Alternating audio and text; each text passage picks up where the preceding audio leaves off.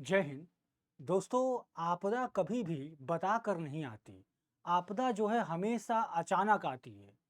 आप देखें, बिहार के अंदर जो बाढ़ अभी आई हुई है, ये बाढ़ कोई नया नहीं है। ऐसा नहीं है कि ये पहली बार इसी साल आया हुआ है। ये पिछले कई वर्षों से जो है बिहार में हर एक साल बाढ़ आती है। और बाढ़ में कई लाख लोग जो है वो प्रभावित होते हैं। इस साल ना बारिश हुई ज़्यादा और ना ही कोई ऐसी क्लैमिटीज़ देखी गई बिहार के अंदर। इसके बावजूद भी जो है पड़ोसी मुल्क नेपाल के अंदर बारिश ज़्यादा होने की वजह से बिहार में बाढ़ आ चुकी है। और इसी चीज़ के ऊपर हम चर्चा करेंगे। बिहार के रिवर सिस्टम को देखेंगे कि आखिर बिहार की कौन सी ऐसी प्रमुख नदियां हैं जिसकी वजह से बाढ़ आती है और बाढ़ सरकार रोकती क्यों नहीं है, या ये भी कह सकते हैं सरकार रोकना क्यों नहीं चाहती है। तो इन सभी चीज़ों के ऊपर आज हम समझने वाले हैं। नमस्कार, मैं हूं चंदन सिंह और निर्णय आईएएस में आप सभी दर्शकों का मैं स्वागत अभिनंदन करता हूं।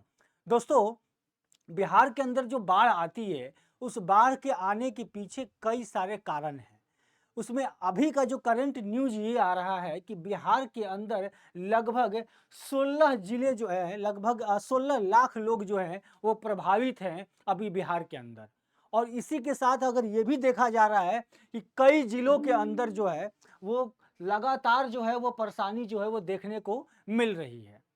लगातार जो है वो कई जिलों के अंदर जो है पानी बढ़ गई है और इससे जो है वहाँ पे रहने वाले लोग, वहाँ के पशु पक्षी सभी लोग जो है प्रभावित हैं। इस चीज़ को सरकार के नज़र में हर एक साल जो है वो आती है।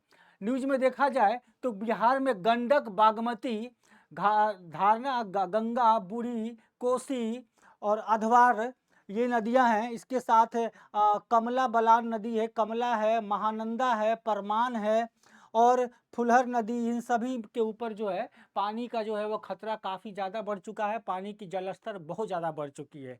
बिहार के शोक कहे जाने वाली कोसी नदी, इसके बारे में जो है आप सभी लोग को पता होगा कि लगातार जो है इसके अंदर बाढ़ आती है और पूरा जो है उत्तरी बिहार जो है उसके चपेट में आ जाता है। अगर देखें, मुख्य रूप से दो नदियां हैं, कोसी नदी और गंडक नदी।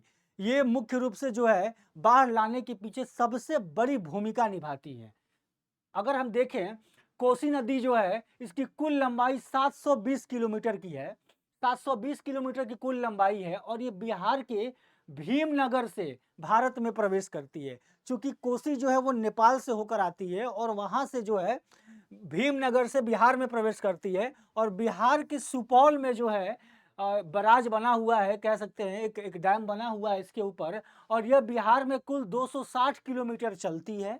इसके बाद कुर्सेला में जाकर गंगा में जो है संगम कर जाती है। गंगा, जो कि गंगा नदी जो है वो बिहार के अंदर कई सारे नदियां जो इसके अंदर जो है समाती हैं, एक ट्रिब्यूटरी है, मेन ट्रिब्यूटरी है। और ये जो कई सारी जो नदियां हैं वो सारे मिलकर गंगा के अंदर पानी चली जाती है और लगातार जो है उन गंगा किनारे वाले सारे इलाके में बाढ़ आता है। और वहाँ पे जहाँ पे दो नदियां मिल रही हैं वहाँ भी बाढ़ आता है। उत्तर बिहार में ये सबसे ज़्यादा बाढ़ लाती है कोसी नदी। और नेपाल में इसे जो है सप्त कोसी नदी के नाम से जानते हैं। गंडक नदी के बारे में अगर थोड़ा सा हम देख लें तो गंडक नदी हिमालय से निकलती है और यह 630 किलोमीटर का इसका विस्तार है। भारत में इसका क्षेत्र जो है 445 किलोमीटर है। और गंडक नेपाल में गंडकी और नारायणी नदी के नाम से जाना जाता है। इसी के साथ देखिए, ये बिहार और यूपी से होकर बहती है गंडक नदी। और हाजीपुर, जो पटना का पास का जो इलाका है हाजीपुर, वहाँ हाजीपुर के निचले भाग में जो है पटना में जाकर जो है, पटना के पास जो हाजीपुर है वहाँ पे जाकर जो है गंगा के साथ ये मिल जाती है गंडक नदी। और बगहा में वाल्मीकि बराज है, वाल्मीकि बराज पर बना हुआ है और यहाँ पर पानी जो है, यहाँ से भी पानी छोड़ा जाता है। मैप की दिशा से अगर हम समझें तो देखिए, ये नेपाल का एरिया हुआ, ये पीली वाली जो आप देख रहे हैं ये नेपाल का एरिया हो गया। यहाँ से पानी देखिए, कोसी की पानी जो है इस तरीके से आती है और यहाँ भागलपुर है, बिहार के अंदर भागलपुर डिस्ट्रिक्ट है, यहाँ पर जो है गंगा के साथ ये जो है वो मिल जाती है। तो इसी के आसपास गंगा के साथ मिलती है। अब देखिए, ये जो यहाँ से पानी लेकर आती है, ये यहाँ पे सुपौल जिला है, अररिया है, यहाँ पे मधेपुरा है, सहरसा है, भागलपुर है, ये सारा एरिया जो है वो डूब जाता है। पूरा का पूरा एरिया जो है फिलहाल करंटली डूबा हुआ है दोस्तों, और हर साल ये डूबता है। सोचिए कितने लाख लोग प्रभावित होते हैं। हर बार लोगों के गांव, लोगों के घर, लोगों के खेत जो है डूब जाते हैं इसके अंदर। अब यहाँ पे देखें, डैम भी बना हुआ है, और मुख्य रूप से कुछ डैम है, फरक्का डैम बना हुआ है, इसके अलावा महानदी के ऊपर भी डैम लगा हुआ है, लेकिन सारी पानियां जो है वो गंगा के तरफ आती हैं। कहा जा सकता है कि पूरी तरीके से जो है बाढ़ की स्थिति इसलिए बनती है क्योंकि जो जो नदी की जो धारा है वो जमीन का कटाव हो जाता है। अगल बगल में जो जमीनें हैं, नदी के जो किनारे होते हैं वो बिल्कुल कट जाते हैं। और इस बार तो गजब ही हो गया है, क्योंकि कई सारी जो नदियां हैं उसके बगल में जो छोटे-छोटे जो तटबंध बने हुए हैं, वो तटबंध टूट गए हैं। ये देखिए इस तरह का तटबंध होता है, इस तरह के तटबंध बनाए जाते हैं किनारे में, और ये तटबंध ही टूट गया है। कई जगह, कई इलाकों में बिहार के अंदर जो है इस बार टूटा हुआ है। अब देखिए, अब तटबंध जो है बनाने के पीछे कारण क्या है? बाढ़ को नियंत्रित करने के लिए जो है 1954 में बिहार में पहली बार तटबंध बनाया गया था। पहले जब राजा महाराजा हुआ करते थे, बड़े-बड़े जमींदार हुआ करते थे, तो अपनी जमीन को बचाने के लिए ही वो लोग जो है तटबंध बनाते थे। बाद में सरकार भी इसके तरफ आई, और सरकार जब आई तो बिहार, उस समय बिहार में सरकार ने 160 किलोमीटर जो है इलाके में तटबंध बनाए। लेकिन आज जो है 13 नदियों पर कुल 3790 किलोमीटर एक इलाके पर तटबंध बना हुआ है। और इस बार जो है बाढ़ जिद आई है, तो बाढ़ जो है विकराल रूप धारण कर लिया है, चूंकि नेपाल में काफी ज्यादा बारिश हुआ, और नेपाल ने कोसी के जो बराज है, कोसी का जो डैम है, उसके सारे फाटक को खोल दिए, और वहां से काफी ज्यादा मात्रा में पानी आया बिहार के अंदर। और अचानक से जब पानी जो है नेपाल से जब पानी अचानक से छोड़ दिया गया, तो ये पूरा इलाका जो है वो डूब गया है। तो पूरा इलाका जो है वो डूबा गया। अब इसमें देखिए सवाल बहुत सारे होते हैं कि इतने वर्षों से जब बाढ़ आ रही है, तो सरकार ने आज तक जो है इसके ऊपर कदम क्यों नहीं उठाया? अब कुछ देखा जाए तो उत्तरी बिहार में नदियों पर बने ज्यादातर जो तटबंध है, हर साल टूट जाते हैं। सोचिए, ऐसे डैम बनती है पानी रोकने के लिए, उसके बाद ये टूट जाते हैं, और इससे क्या होता है, और हालात बिगड़ जाती है। और इसके साथ देखिए 2019 में जो है जल संसाधन विभाग की रिपोर्ट बताती है कि 1987 से 2018 के बीच बिहार में जो तटबंध जो टूटने की जो घटनाएं हैं वो 400 से अधिक थी। और इसके साथ हर साल तटबंध बनाने के लिए मरम्मत होती है, और अरबों रुपए खर्च किए जाते हैं बिहार सरकार के तरफ, भारत सरकार के तरफ से अरबों रुपए खर्च किए जाते हैं। हमेशा तटबंध को बनाया जाता है और वो टूट जाता है। सोचिए, और 2012 में आईआईटी कानपुर ने 2 प्रोफेसर ने बताया था कि इसमें बताया था कि तटबंधों के कारण नदियों के बहने का स्तर जो है वो बुरी तरह से प्रभावित होता है। नदी जिस डायरेक्शन में बह रही है, अगर उसको रोका जाता है तो नदी जो है डायरेक्शन कोई और ले लेती है। जब अधिक मात्रा में पानी हो जाता है, तो जब अचानक से डैम तटबंध टूटते हैं, तो तटबंध टूटने की वजह से एकदम से पानी जो है वो किसी और डायरेक्शन की तरफ जो है वो बहने लगता है, और जमीन का कटाव जो है वो बहुत ज्यादा हो जाता है। तो इसके वजह से जो है वो बाढ़ का खतरा जो है और ज्यादा बढ़ जाता है।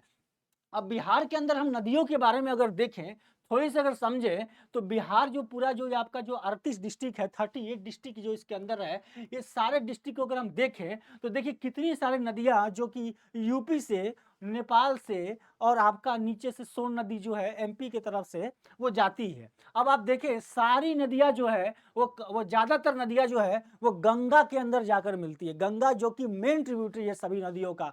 यहाँ घाघरा नदी है जो कि सारण में जाकर मिल जाती है। आप यहाँ मैप पे देखेंगे, देखिए ये जो मेन लाइन है जो पीली रेखा से बना रहा हूँ, ये गंगा नदी है। ये गंगा नदी जो कि जाती है बांग्लादेश के अंदर, उसके बाद जो है वो चली जाती है। तो ये जो पीली नदी, जो गंगी नदी आपको दिख रही है, अब देखिए घाघरा नदी भी सारण में जाके मिल जाता है। बिहार के बाढ़ को समझना बहुत जरूरी है। अब देखिए गंडक नदी जो कि यहाँ से नेपाल से होते हुए आती है, वैशाली में देखिए यहाँ पे मिल जाती है। इसके बाद ये देखिए बूढ़ी गंडक है जो कि बिहार में आते हुए जो है यहाँ पे मुंगेर के पास मिल जाती है। बागमती नदी है, कमला है, कोसी है। देखिए ये जो सहरसा और मधेपुरा का जो इलाका है ना, ये देखिए कितना बड़ा इलाका है, जहाँ पे तीन तीन बड़ी नदियां जो है वो मिलती हैं, और एकदम एकदम से यहाँ पे बाढ़ आ जाता है। और यहाँ से जो है ये पानी, तीनों नदियां यहाँ पे मिल जाती हैं, और इसके बाद ये सारा पानी आके भागलपुर में आ जाता है। और भागलपुर में भी जो है लगातार जबरदस्त तरीके की बाढ़ आई हुई है। तो सोचिए पूरा इलाका यहाँ डूब जाता है। यहाँ से महानंदा आती है और महानंदा यहाँ से आते हुए जो है कुछ नदी यहाँ पे आके गंगा के साथ जो है यहाँ पे भी ये मिल जाती है। इधर से देखिए सोन नदी जो आता है, अमरकंटक सोन नदी जो है एमपी छत्तीसगढ़ से जो निकलती है वहाँ से होते हुए छत्तीसगढ़ एमपी से होते हुए जो है यहाँ पे आकर भोजपुर के पास जो है यहाँ पे जाकर मिल जाती है।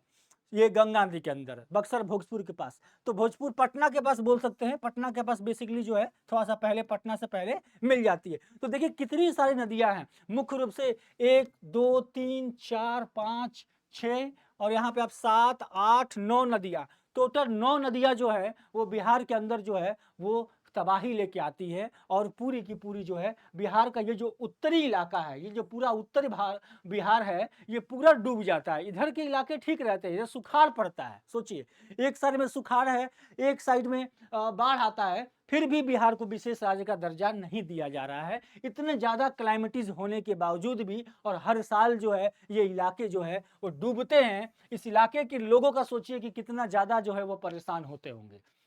अब देखिए हर साल डूबता क्यों? बिहार में हर साल बाढ़ आती है, खासकर उत्तर बिहार में 19 जिले जो हैं वो प्रभावित होते हैं। सोचिए 38 में से 19 जिले जो है वो प्रभावित हो जाते हैं। आधे जिले बिहार के आधे जिले प्रभावित हैं। और इसके साथ देखिए बिहार की सीमा नेपाल से लगती है और बिहार में जो है कई सारी नदियां जो कि बाढ़ के कारण बनती है। गंगा नदी उत्तराखंड के हिमालय से निकलती है और उत्तर प्रदेश से बहते हुए बक्सर जिला जो बिहार का है वहां पे जो है बिहार में एंट्री करती है और कमला और बागमती जो है वो नेपाल से निकलती है। गंडक नदी जो है तिब्बत से, जबकि कोसी नदी जो है वो हिमालय से निकलती है। बिहार में 36,000 वर्ग किलोमीटर से ज्यादा इलाकों पर नदियां जो है वो फैली हुई है। मतलब कह सकते हैं कि बिहार के अंदर बहुत ज्यादा नदी है। एक तो पुल टूटने की घटना बहुत ज्यादा होती है बिहार के अंदर, आजकल तो यही देखने की मिल रही है। इसके साथ इतनी सारी नदियां हैं और ये जो कोसी नदी है, कोसी नदी के ऊपर देखिए यहाँ पे एक बराज बना हुआ है, डैम बना हुआ है, यहीं से फाटक खोला जाता है और पानी जो है वो बिहार के अंदर एंट्री करता है। इतना ज्यादा पानी एंट्री किया है इस बार कि पूरा का पूरा ये जो इलाका है वो डूब गया है। और यहाँ तो पूरा का पूरा सहरसा के अंदर तो बाढ़ ही आया हुआ है, सहरसा के अंदर तो कुछ बचा ही नहीं है, लोग पूरी तरीके से बर्बाद हो चुके हैं। लाखों लोग जो है के पास छत नहीं बचा हुआ है। अब ये बराज का जो कोसी बराज है, ये कोसी बराज जो है वो आप देखेंगे यहाँ पे 22 फाटक जो है वो खोल दिए गए हैं और लगातार जो है एक समंदर की तरह लग रहा है कि पानी जो है इसके अंदर बह रहा है। और लोग देखिए कैसे जो है बेबस होकर जो है वो सोने के लिए जो है वो मजबूर हैं। उनके पास ना अपना घर है, ना उनका घर बचा है, वो किसी तरीके से जो है अपना गुजारा कर रहे हैं। ये पूरा का पूरा क्षेत्र जो है, सोचिए पूरा इलाका बर्बाद होता है, फिर उसको डेवलप किया जाता है, फिर से लाइन लगाई जाती है, वहाँ पे घर बनाए जाते हैं, वहाँ पे दोबारा से जो है लोगों को बसाया जाता है। कितना सरकार का पैसा खर्च होता है।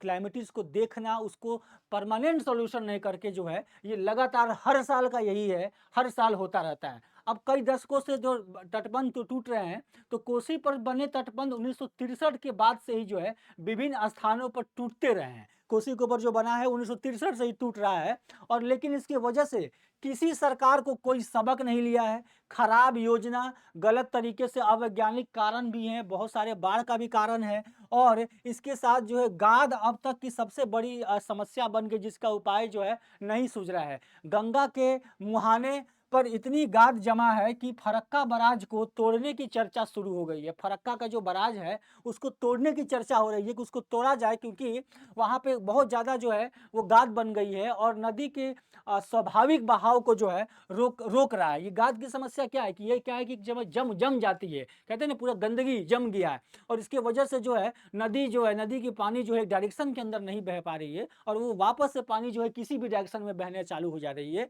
अन्यथा नदियों को जो है प्रबंध करने की सोची जा रही है और हर साल जो है तटबंध का टूटना जो है ये चेतावनी देता है कि अल्पकालिक समाधान जो है वो करना चाहिए और नए तरीके से बिहार सरकार को जो है इसके ऊपर जो है सोचना चाहिए। खैर बहुत सारे ऐसे जो है विशेषज्ञ हैं जो ये मानते हैं कि बिहार के अंदर बाढ़ जो है उसको टाला जो है नहीं जा सकता, क्योंकि वो जो ऐसी क्षेत्र बसा हुआ है, ऐसा इलाका है, ऐसा जो ज्योग्राफिकल कंडीशन है बिहार के अंदर, लेकिन उससे बचाव के लिए बहुत सारे कार्य जो है वो किए जा सकते हैं।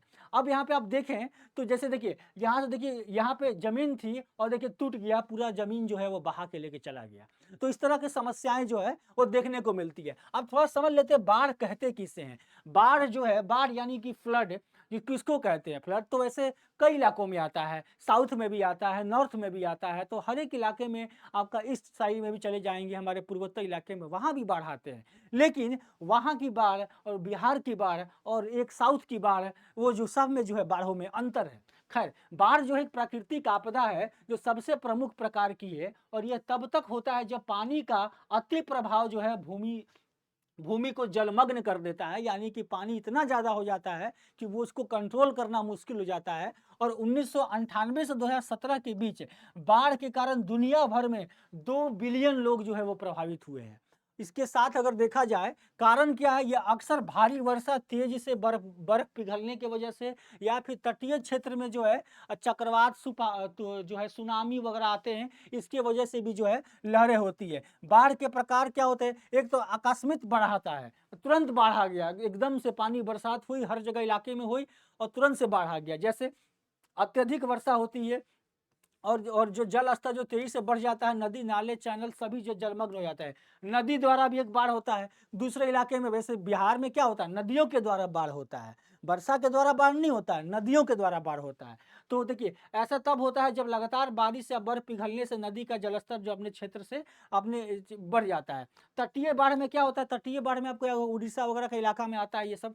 तो ये इसमें क्या चक्रवाती जो सुनामी के संबंधित तूफान जो है, लहरें जो है वो आती है, इसकी वजह से पानी जो है बढ़ता है। तो बिहार का सबसे बड़ा कारण ये नदी का, और नदी को सिर्फ हम कंट्रोल ही कर सकते हैं डैम बनाकर या फिर तटबंध बनाकर। तो इसकी व्यवस्था जो है वो सही तरीके से होनी चाहिए, तब जाकर जो है इसको रोका जा सकता है। बिहार के अंदर देखिए, बाढ़ ने कुछ सालों की यहाँ पे रिपोर्ट है, 2000 2000 में 336, 2022 2 में 489, 2004 में देखिए 885, 2007 के अंदर 1287, 2008 में देखिए 258, 2017 में 514 जो है लोगों ने अपनी जान जो है वो गंवाई है इसके अंदर, और लाखों लोग तो बेघर हो चुके हैं। तो फरक्का बराज भी जो है बाढ़ की एक वजह है। फरक्का बराज जो मैंने आपको बताया वो बाढ़ की सबसे बड़ी वजह है। इसको भी एक वजह मानते हैं, कोसी नदी तो है ही।